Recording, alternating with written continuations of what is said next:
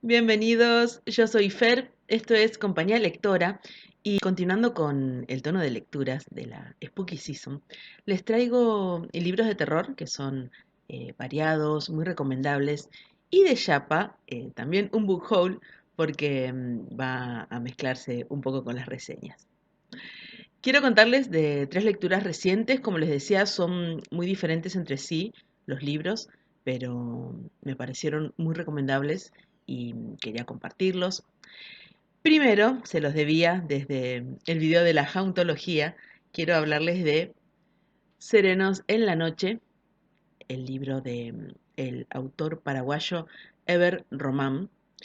Pertenece a la colección Arqueologías del Futuro de Indomita Luz y tiene esta tapa que me encanta, que es de la diseñadora Carolina Calpanchay, que está inspirada en tapas de revistas pulp. Creo que de la década del 60, pero bueno, de décadas pasadas. Y bueno, me parece que está muy, muy lograda. Es una novela que habla sobre los fantasmas de la última dictadura militar. Como mencionaba en el video de la jauntología, es una novela de ese tipo, donde un grupo de albañiles se encuentran con los restos espectrales de la dictadura al intentar demoler una casa. Un albañil, San Pedro, se propone como casero de la construcción en la que trabaja, porque bueno, por tema económico, y un compañero, Quispe, le advierte que todos los serenos anteriores renunciaron por miedo, porque en la casa suceden cosas que no tienen explicación. Hay una elipsis, hay un misterio, prefiero no contar demasiado, aparte es una novela, es una novela prácticamente. Algo no dicho entre los protagonistas Quispe y San Pedro, que quizás nos pasa un poquito desapercibido al comienzo de la novela y que se va a saber más adelante. No se va a resolver, pero sí se va a conocer. También tenemos otro personaje que es Osorio, que es el guardia de la garita de la esquina. Él trae un poco más de información. Por supuesto es una historia del pasado, bueno, les decía lo de la jauntología, la casa original de la que utilizan los cimientos, fue habitada por una familia que estuvo marcada por las violencias de la dictadura militar en Argentina. Y hay una parte que les quiero leer porque hay un pensamiento que yo tenía hace un tiempo que no lograba darle forma y cuando lo leí entendí que eso es lo que me pasaba con estos temas.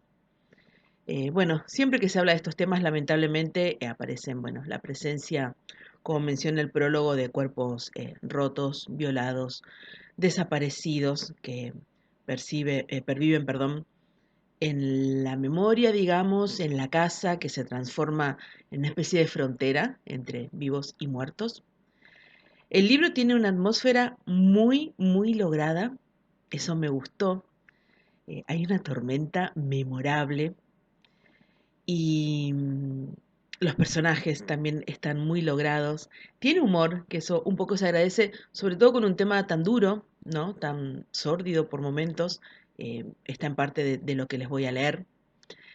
Es claramente un homenaje al género de terror, al género de las casas encantadas. Tiene una vuelta de tuerca que le queda muy bien y voy a buscar la parte que quería compartir. En la página 50 empieza esta conversación entre los dos albañiles y ay, se me fue el término, el guardia de la garita, que está ahí en la esquina de la casa. Empiezan a hablar, él les empieza a contar lo que sabe porque él conoció a Amalia, la señora que vivía ahí, y bueno, empieza a contarles la historia que se pone muy triste y muy fea porque, bueno, fue secuestrada y ella le contó las cosas que le hicieron.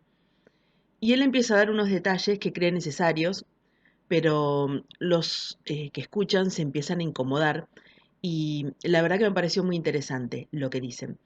Voy a quitar las palabras que están en el libro para que YouTube no me, no me censure el video, que tampoco hacen falta, pero bueno, es parte de cómo hablan estos albañiles.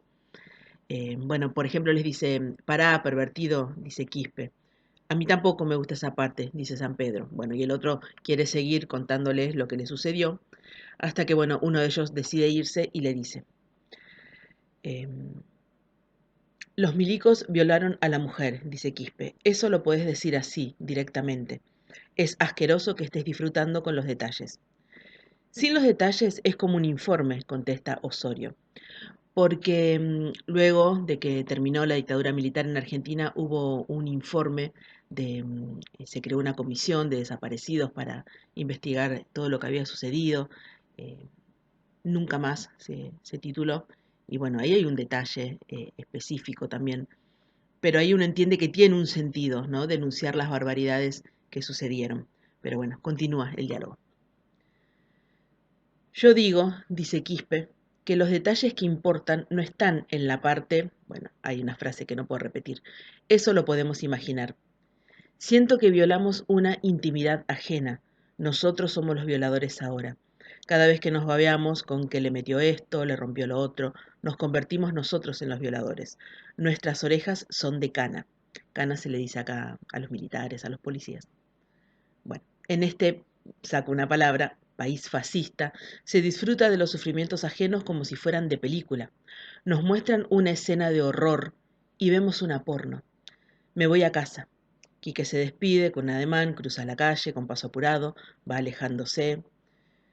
Bueno, se quedan dos entonces, San Pedro y Osorio, se miran, sentados bajo la carpa. No entiendo qué quiso decir tu amigo. Yo no sé si lo dijo bien, pero ya no quiero saber los detalles. Contame qué pasó después sin esa parte de la violación. Y bueno, hay algo que me parece muy interesante de esto, sobre todo en la literatura de ficción, ¿no? ¿Qué límite hay? ¿Hasta dónde es necesario, como dice ahí, ¿no? Tanto detalle de lo que sucedió cuando existe un informe oficial de lo sucedido. Igual es algo que estoy terminando de pensar. Me importaría mucho también conocer la opinión de ustedes. Por eso les decía que no solo tiene tópicos del terror muy logrados, sino que bueno, tiene narraciones terribles que uno sabe que tristemente sucedieron y entonces hay ciertos toques de humor que un poquito se agradecen y aparte quedan muy bien en la novela. Hay un fantasma que ronda esta casa en la medida de que hay silencio y olvido y la novela tiene, y eso me gustó, un final liberador, pero prefiero no contar mucho más. Todo esto fue una sorpresa muy agradable al leerlo, no me lo esperaba y bueno, por eso lo traigo, porque es una especie de terror diferente que les quiero recomendar. El segundo, este libro del que quiero hablarles es un libro que estuvo en muchos sitios de lectores y cuando lo leí entendí por qué. La casa al final de Nildet Street de Catriona Ward. Eh, Esa tapa fantástica con esa casa tapiada, la gatita, el bosque detrás, un aspecto bastante siniestro, tienen mucho, mucho que ver con la historia. Uf, ¿por dónde empezar? Es complicado, la verdad que es complicado. Quizás dejo la tapa en digital, la anterior también debería dejarla en digital porque son libros, me parecen muy bonitos de tapa. ¿Qué me pasa con este libro? Quiero contarles todo, estoy enloquecida con este libro, todavía lo estoy procesando. Eh, bueno, acá también se mezcla, este sería un boot haul porque llegó hace poquito, de hecho lo leí en 2 días. Mis circunstancias personales cambiaron, volví a trabajar fuera de casa bastantes horas, así que tengo mucho menos tiempo del que tenía antes y sin embargo lo leí en 2 días, 2 días o menos. Bueno, en cuestión de horas son 300 y pico de páginas, pero sí, 360 casi. No lo podía soltar. Necesitaba saber qué pasaba. Y bueno, esta es mi lucha ahora, porque muero por contarles todo, pero siento que se disfruta mucho más cuanto menos sepan. Creo que hasta que defina cómo hablar de esta novela, porque eh, me parece que merece una reseña propia, les voy a contar lo que puedo y creo que contándoles lo que contiene se van a dar una idea. Quienes aún no lo hayan leído, porque sospecho que varios de los lectores del canal ya lo han hecho, por favor cuéntenme en comentarios su impresión. Es la historia de una niña desaparecida hace muchos años, eh, la obsesiva búsqueda de su hermana mayor, que toma la investigación por su cuenta porque está muy desconforme con cómo la vienen manejando. Esto la va a llevar a la calle del título de la novela y entonces ahí se va a encontrar con Ted, que vive con su hija Lauren y su gata. Por un momento pensé que no era terror lo que estaba leyendo. eh, Creí por la tapa, ¿no? Hay algo ahí, sospeché una casa encantada, ¿no? Pensé que venía por un terror más clásico y por también algunos comentarios, y bueno, la suelen incluir en el género de terror. Pero después de terminarla y de pensarla, sí, llegué a la conclusión de que sí, es de terror. Es muy recomendable. Es una novela coral, está narrada por tres personajes. Están el mencionado Ted, Dee, que es esta hermana que busca al asesino o al secuestrador de su hermanita, y Olivia, que es una gata que se roba casi el libro, es un personaje muy logrado, los tres lo están. Dee se me desdibujó un poco, pero bueno, todo esto se los quiero contar eh, cuando haga la reseña del libro, porque me parece que tengo que pensar bien qué es lo que voy a contar, qué es lo que no, y en todo caso los últimos minutos los dejaré para quienes sí hayan leído el libro y lo comentamos, pero bueno, por lo pronto sí les digo que creo que es un libro que vale la pena ser leído. Tercero, Las leyendas de Becker. Tengo esta bella edición de Terramar, que en la tapa pone una pintura de Dante Gabriel Rossetti. Cómo me gusta ese mix entre literatura y arte. eh, Me parece que queda muy bien con el tono de las leyendas. Me pasa mucho que hay a veces sintonía lectora con cosas que vivo, con compañeros, y mientras lo estaba leyendo, mi querido Luis de Luz de Acuario TV nos regalaba un paseo por Sevilla y él fue al monumento a Becker, que justo está aquí, una fotito, espero que se vea bien, si no después le saco una foto y la comparto. Bueno, lo estaba leyendo creo que el mismo día que se subía el video donde él nos llevó de paseo a este monumento. Bueno, me encantó. Me gustó mucho más de lo imaginado, no sé por qué. De Becker conocía su poesía y por supuesto sabía de la existencia de estas leyendas, eh, pero cuando las empecé a leer me gustó mucho el tono, me gustaron todas y hizo que me encariñara mucho con el autor, me gusta cuando eso pasa. Quería elegir algunas nada más como para comentarlas. Creo que mis preferidas, no sé si lo digo ahora, pero van a ir fluctuando, están entre El rayo de luna, Los ojos verdes, creo que esa sería primero. El monte de las ánimas, ese lo había escuchado nombrar. La cruz del diablo, esa la quiero mencionar porque sentí que tenía un tono diferente. Y bueno, antes me gustaría mencionar algo del prólogo, porque hay un prólogo del propio autor y me parece que le aporta mucho a la lectura. Bueno, va a estar difícil de resumir porque marqué casi todo. Comienza diciendo, por los tenebrosos rincones de mi cerebro, acurrucados y desnudos, duermen los extravagantes hijos de mi fantasía, esperando en silencio que el arte los vista de la palabra para poderse presentar decentes en la escena del mundo. Salté un párrafo y dice, y aquí dentro, desnudos y deformes, revueltos y barajados en indescriptible confusión, los siento a veces agitarse y vivir con una vida oscura y extraña, semejante a la de esas miríadas de gérmenes que hierven y se estremecen en una eterna incubación dentro de de las entrañas de la tierra, sin encontrar fuerzas bastantes para salir a la superficie y convertirse al beso del sol en flores y frutos. Bueno, entonces él sigue hablando de estos pensamientos que tiene dentro y dice, y así, aunque mal, vengo viviendo hasta aquí, paseando por entre la indiferente multitud, esta silenciosa tempestad en mi cabeza. Así vengo viviendo, pero todas las cosas tienen un término y a estas hay que ponerles punto. Bueno, menciona que todos estos pensamientos le provocan insomnio, esta fantasía medio que lo domina, y dice, necesito abrir paso a las aguas profundas, que acabarán por romper el dique, y que necesita descansar y desahogar el cerebro.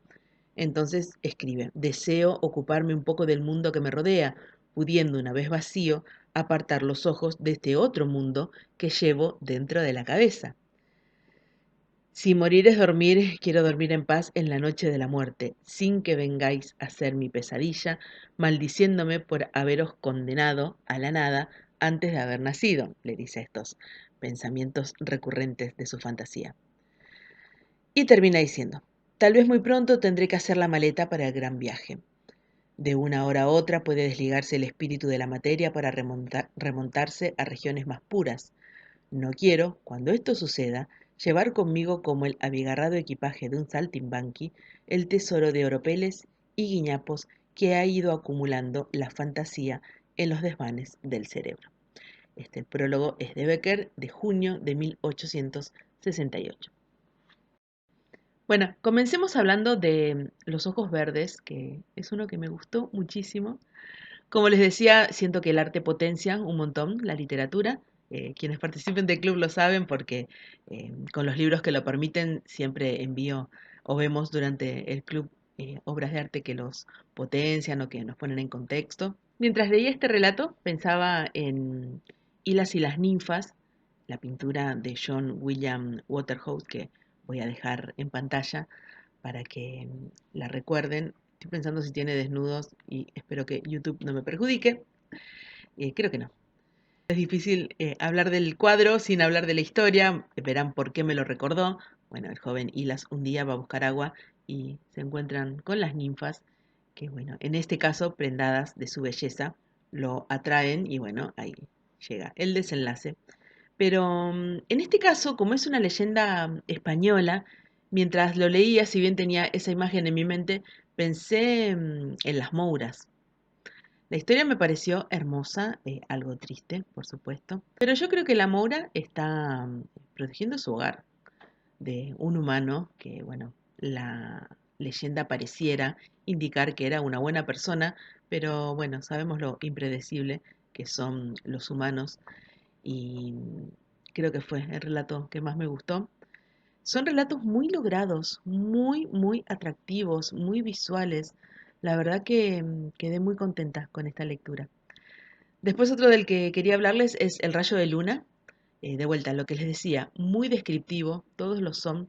Tiene como protagonista a Manrique, que es un poeta, un soñador, que insiste en perseguir una visión que él ha tenido. Él ve una mujer muy bella de un vestido blanco, la ve como escapándose en el bosque entre los árboles, él insiste en encontrarla, persigue esta idea y bueno, hará todo lo posible, pero en algún momento esta obsesión empieza como a consumirlo, su familia y sus seres queridos lo aconsejan, sin embargo él, bueno, va a continuar en esta búsqueda. La revelación será muy bella, pero no será lo que él esperaba. Bueno, les decía que uno de los más conocidos, tal vez, cuéntenme ustedes, sea El Monte de las Ánimas. Beatriz y Alonso son los protagonistas. Hay un desafío de por medio. Yo creo que con más picardía que con maldad de parte de Beatriz, pero bueno, la cosa se va a complicar y va a terminar muy mal para ambos.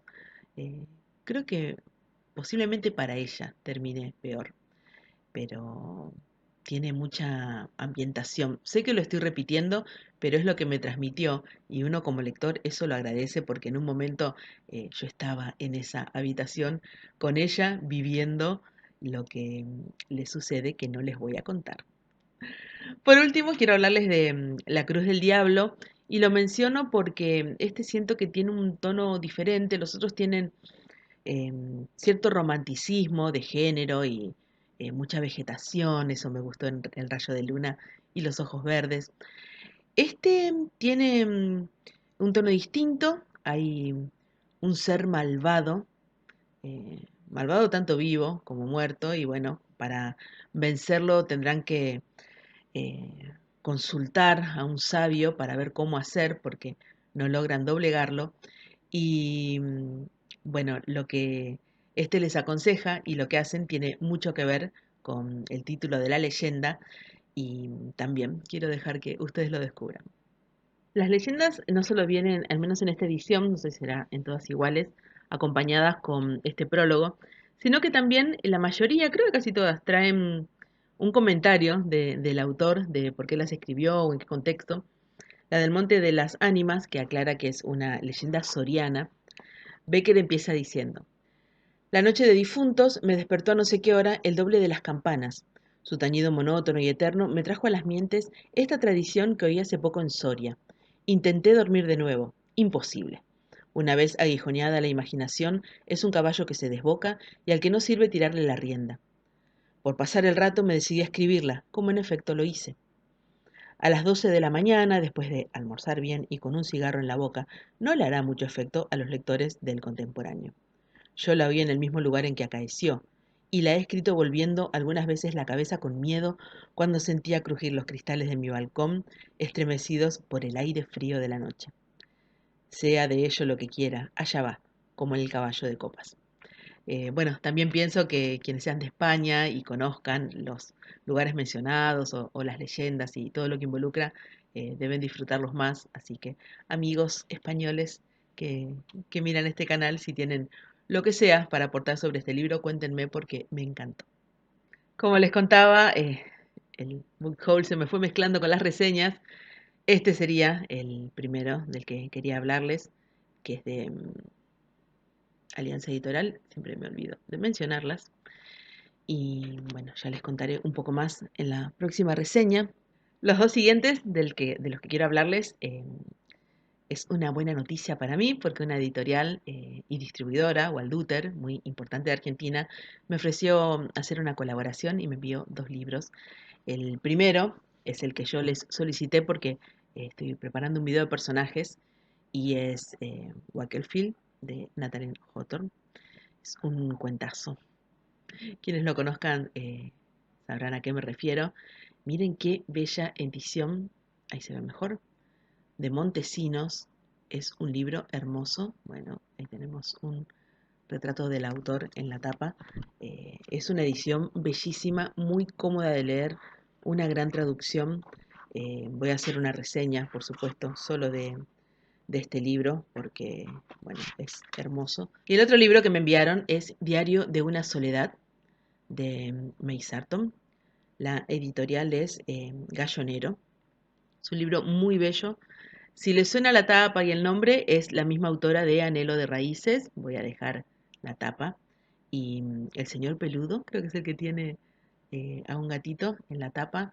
Otra vez es una edición exquisita, muy, muy lindo al tacto, el papel, todo, muy lindo de leer. De hecho, ya empecé a subrayarlo. No quería empezar la lectura porque estoy con varios a la vez, como suelo hacer, pero es un diario y la autora es muy observadora del mundo exterior y del interior y deja registro de ello. Por lo que vi, pinta muy bien. Voy a leerles cómo comienza, que fue lo que me gustó. Dice 15 de septiembre. Empiezo aquí, está lloviendo. Por la ventana contemplo el arce, algunas de cuyas hojas se han puesto amarillas, y oigo a Punch, el loro, hablando solo, y la lluvia cosquillando suavemente en la ventana. Por primera vez en varias semanas estoy aquí sola para retomar mi vida real. Pongo el acento porque está entre comillas. Eso es lo extraño, que ni los amigos, ni siquiera los amores apasionados son mi vida real, a menos que disponga de un tiempo a solas para explorar y descubrir cuánto está ocurriendo o cuánto ya ha ocurrido. La vida sería muy árida sin esas interrupciones que nos nutren y enloquecen, pero solo soy capaz de degustarlas por entero cuando estoy aquí sola y la casa y yo reanudamos nuestras antiguas conversaciones. Díganme si no es una maravilla. Los otros dos libros que quería chusmearles, que ingresaron a mi biblioteca, son con el método del intercambio de pila de libros, que alguna vez ya les he comentado, que es una especie de Tinder en el cual en su perfil uno pone lo que está dispuesto a entregar, otro hace lo mismo y bueno, si machea y se llega a un acuerdo, el intercambio es gratuito, o sea, solo hay que poner un punto de encuentro y cada uno le entrega el libro al otro. En este caso aproveché a dar un libro mío por esta edición de Otra vuelta de tuerca de Henry James, porque los dos que tenía yo eran muy feos, la verdad. Uno es una tapa muy poco agraciada. Y la otra no es fea, pero es extraña. Eh, no sé dónde está, quizás pongo una foto por acá. Pero bueno, alguna vez lo habré mostrado. Es un tapadura, en ese sentido está bueno, pero son dos niños. Siento que es demasiado infantil la portada para un libro que no lo es. O sea, tiene sentido los dos niños de la tapa, pero no el arte elegido. Y bueno, esta me pareció que estaba bastante bien, acorde a lo de la vuelta de tuerca, como vuelve a dar un giro la historia al final. Y, y bueno, entonces aproveché para dar un libro que yo ya no iba a volver a leer. Bueno, acá se ha nublado de una manera muy poco favorable para la luz de la casa, pero bueno, seguimos. El otro libro que intercambié con la misma usuaria, con Nati, es Cómo provocar un incendio y por qué, de Jessie Bell. Jessie Ball, ya saben, mi problema con la pronunciación, de editorial Sigilo. De este autor yo traje Toque de queda, esa novela distópica con una niña protagonista, un titiritero y bueno, bastante oscura y triste. Esta parece que va por otro lado. Escuché hablar de la protagonista que tiene una voz muy lograda y que bueno, resulta muy querible, así que ya les contaré cuando pueda leerlo. La verdad que vengo, como les contaba, venía con poco tiempo y ahora con mucho menos, pero no importa, vamos a encontrar el lugar y el momento. O el ánimo también, porque como verán, eso les quería contar. No estaba en mis planes leer La casa al final de Nislet Street, si bien estaba a tono con la lectura de octubre, había elegido otras cosas, pero hago esto siempre de leer de ansiosa nada más el primer párrafo y no lo pude soltar. Así que nunca se sabe. Y a la vez también disfruto mucho de esa libertad lectora, ¿no? Por eso no siempre me funcionan los TBRs o los planes de lectura. Me gusta leer lo que tengo ganas. Siento que es parte del disfrute lector. Bueno, otro que se me cruzó en mis lecturas es Ian Sinclair con Whitechapel, Trazos Rojos. Estos libreros que estoy conociendo y, y me están haciendo reír bastante, que persiguen libros de usados, son unos personajes todos, pero la historia se va mezclando con el Londres de la época de Jack el Destripador. Esa cruza me gustó mucho, hay como una lectura de la ciudad y la violencia, no sé. La idea me gusta mucho. Tengo que confesar que me está costando mucho leerlo. Hay algo en la pluma del autor. Me da la sensación de que me atrae muchísimo la idea y lo que quiere contar, pero no tanto la forma. La verdad que vengo trabada y vengo lenta, siendo que el concepto de lo que él quiere transmitir me parece muy atractivo. Escuchen. Whitechapel, Trazos Rojos, es la Londres de hoy acechada por la Londres tenebrosa y enigmática de Jack el Destripador. El pasado es una ficción que nos absorbe, apunta Ian Sinclair, en camino hacia zonas pródigas en imaginación, mientras teje y desteje una ficción única, deslumbrante, traspapelada entre mitos y mapas infectados de escarlata. De hecho, de este libro bebió mucho Alan Moore para From Hell y algunos otros autores. Es como que se le debe bastante a este libro, así que voy a leerlo porque la idea me encanta. Bueno, hasta acá llego con el video de hoy. Sabe que pueden seguirme en mis otras redes, en Instagram es donde soy más activa. Me cuestan bastante las redes, debo decir, pero bueno, para que esto funcione son necesarias, así que les agradezco su apoyo. También su apoyo con este canal, si son de mirar los videos y aún no se han suscrito, les pido que lo hagan, eso me ayuda mucho. Toda la interacción, comentar, compartir, activar la campanita para que YouTube les cuente cada vez que subo un nuevo video. Y bueno, como siempre les agradezco mucho este tiempo que me brindan, el poder pasar este rato juntos. Eh, Todo se completa en los comentarios, así que si quieren saludar, contarme quiénes son o comentar alguno de los libros de los que he hablado, a mí me encanta. Y bueno, nos veremos en el próximo video.